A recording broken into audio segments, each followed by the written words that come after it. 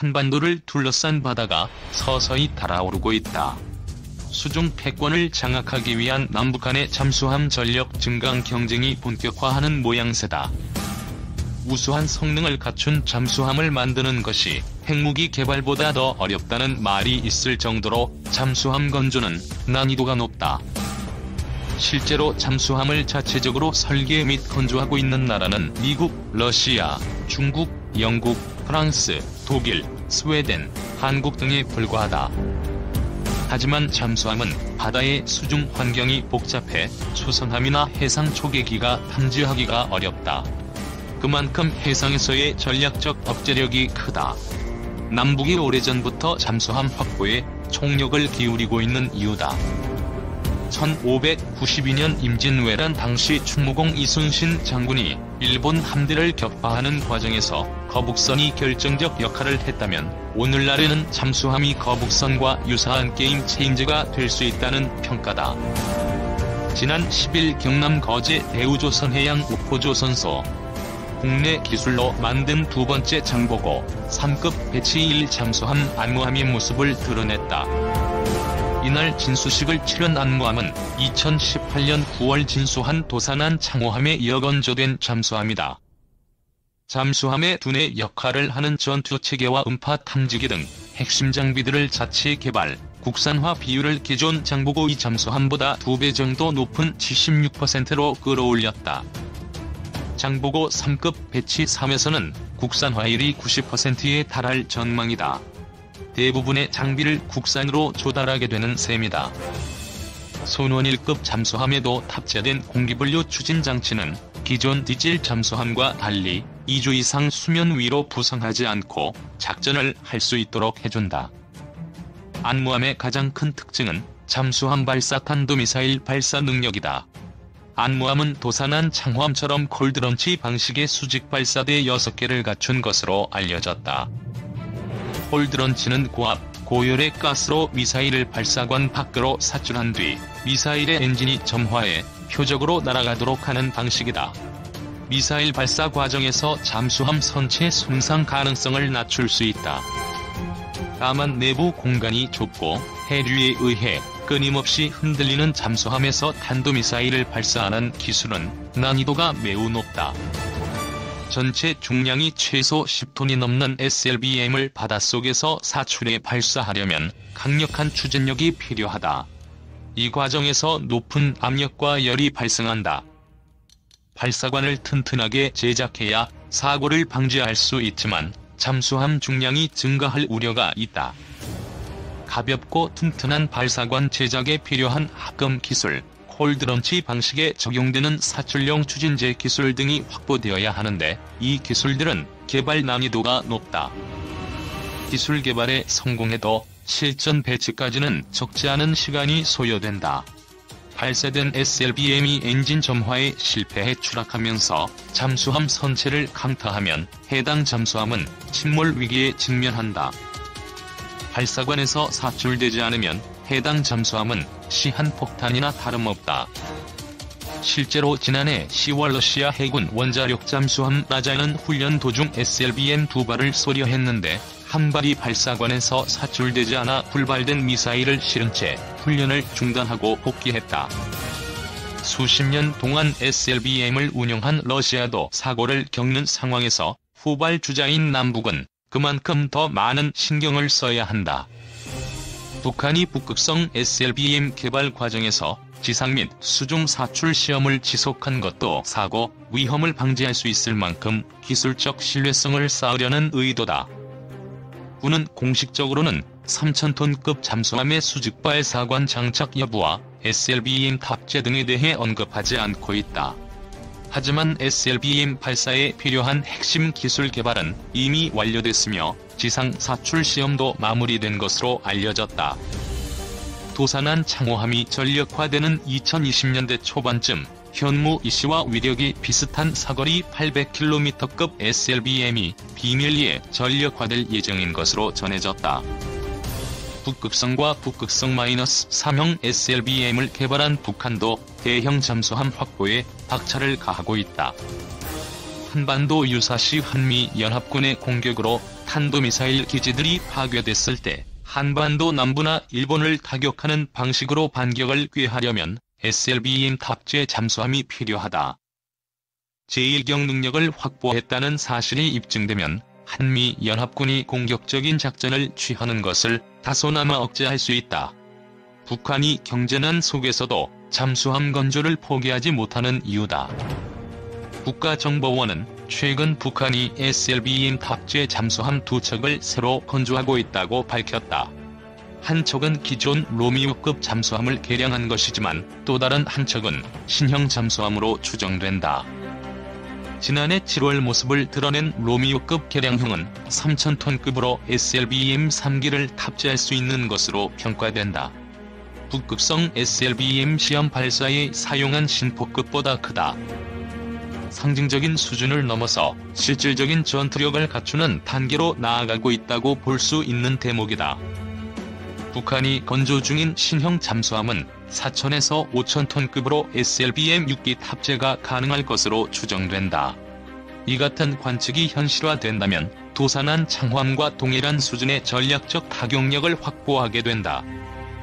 지난달 노동당 창건 75주년에 등장한 북극성 -4형을 탑재한다면 사거리나 파괴력이 더 강력해질 가능성이 있다.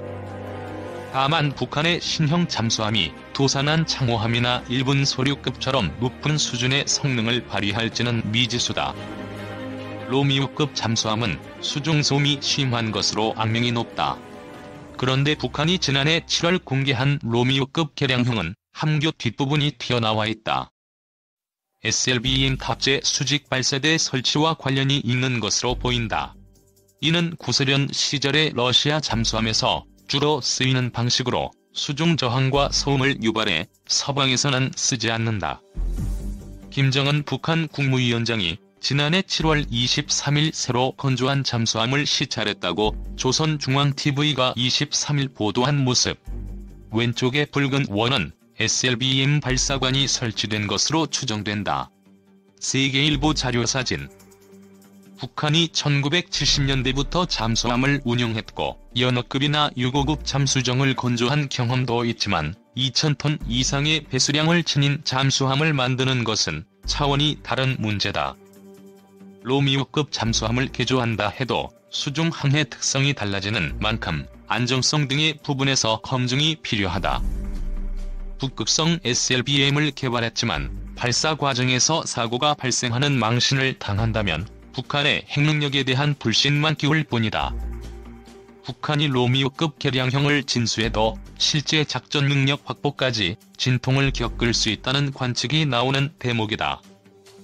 하지만 북한 잠수함 성능이 뒤떨어진다 해도 한반도 남부나 일본 연안을 공격하기에는 충분하다는 점에서 경계해야 한다는 지적도 많다.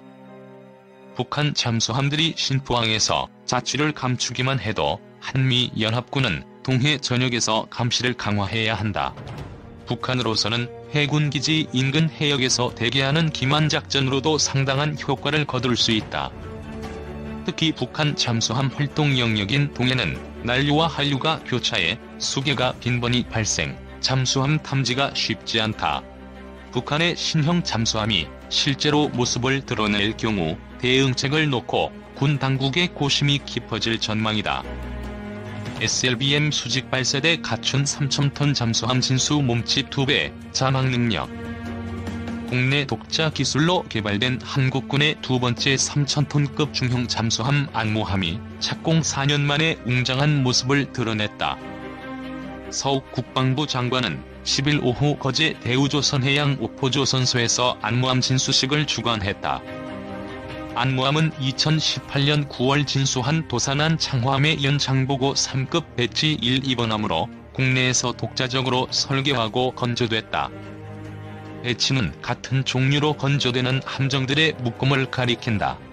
배치 1에서 2, 3으로 갈수록 함정 성능이 개선된다.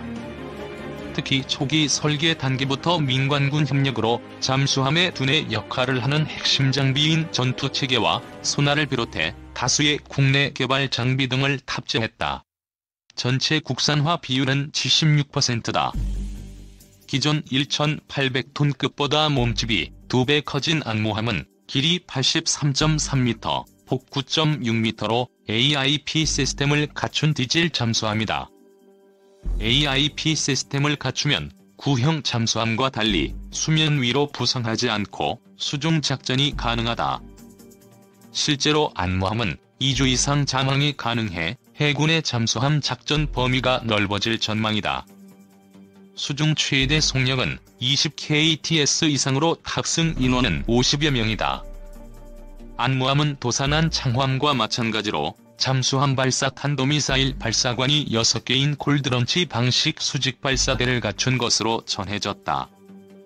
이는 기존의 군이 보유한 1,200톤급 및 1,800톤급 잠수함과 가장 다른 특징이기도 하다.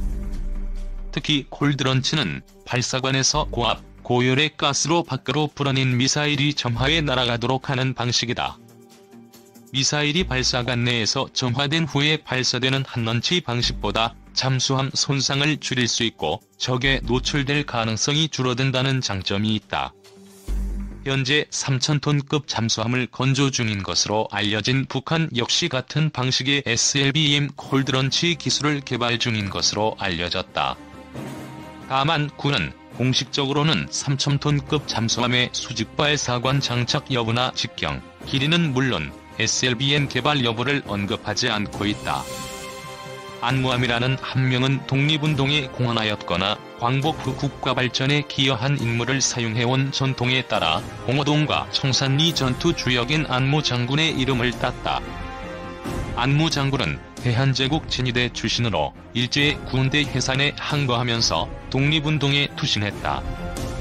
1920년에는 봉오동 전투, 청산리 전투에 참가해 일본군을 대파하는 등 승전에 큰功을 세웠다.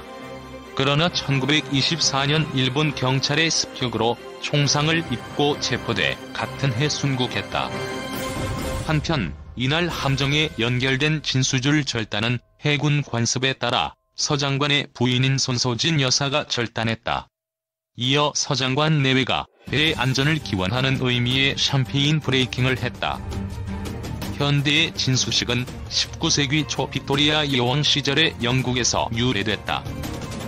나라마다 조금씩 차이는 있지만 한국은 영국과 유사하게 진수자가 진수도끼로 테이프를 절단하고 샴페인 병을 선체에 부딪혀 깨뜨리는 순서로 진행한다. 여성이 진수줄을 절단하는 것은 아이가 태어났을 때 대물을 지정하던 종교의식의 연장이다. 진수줄을 자르는 것은 탯줄을 자르는 것에 비유되기도 한다. 이날 진수식에는 안무 장군의 증손자인 강영구 씨도 자리를 함께했으며 부석종 해군 참모총장, 최호천 방위사업청 미래전력사업본부장, 이성군 대우조선해양 대표이사 등이 참석했다. 다만 신종 바이러스 감염증 상황을 고려해 규모는 대폭 축소됐다. 서 장관은 축사에서 올해가 봉오동, 청산리 전투 100주년과 6.25 전쟁 70주년인 점을 언급하며 강한 안보가 평화의 기반이 된다는 것은 변함없는 우리 정부의 철학이라며 우리 군은 확고한 군사대비 태세를 유지한 가운데 강한 힘으로 북한의 비핵화와 항구적인 평화 정착을 지속 뒷받침할 것이라고 강조했다.